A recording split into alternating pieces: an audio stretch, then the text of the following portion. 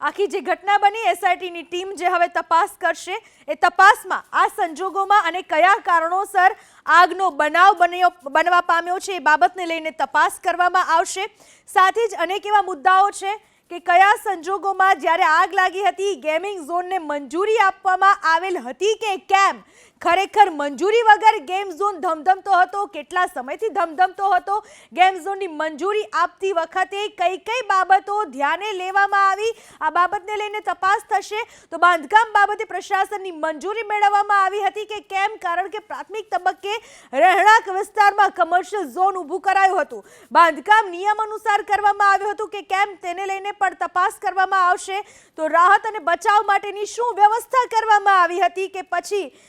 ગમે તે રીતના આ ગેમ ઝોન શરૂ કરી દેવામાં આવ્યો હતો, તમામ બાબતને લઈને હવે તપાસ કરવામાં આવશે। પણ પ્રાથમિક માહિતી જે મળી રહી છે તે મુજબ કોઈ જ ફાયર સેફટીના સાધનો નહોતા, પ્રોપર ફાયર એક્ઝિટ પણ નહોતું, જે ગેમ ઝોન હતો એ પતરા નાખીને ઊભી કરી દેવામાં આવ્યો હતો। ગેમિંગ ઝોનમાં ઇમરજન્સી એક્ઝિટ માટે શું વ્યવસ્થા કરવામાં આવી હતી એ પાસાને પણ એસઆઈટીની ટીમ તપાસશે, કારણ કે જો ખરેખર બહાર નીકળવા માટે એક્ઝિટ ડોર હોત તો કદાચ 27 લોકો એ ભૂંજાઈ ના ગયા હોત કે જે ગઈકાલે ગેમ ઝોનમાં થોડી ઘણી મજા લેવા માટે ગયા હતા અને તેમને આ મજાના બદલામાં મોત મળ્યું। 99 રૂપિયાની રકમ હતી કે આ 99 રૂપિયાથી મોત ખરીદવામાં આવ્યું કહી શકાય, કારણ કે આ 99 રૂપિયાની જે ટિકિટ હતી ને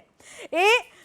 ઉપર જવા માટેની ટિકિટ હતી એવું જ કદાચ આપણે કહી શકીએ, કારણ કે જે ઘટના બની એ ખૂબ જ કરુણ ઘટના। જ્યારે રાજ્ય સરકારના મંત્રી કુંવરજી બાવળિયા પણ દુર્ઘટના સ્થળ પર પહોંચ્યા છે,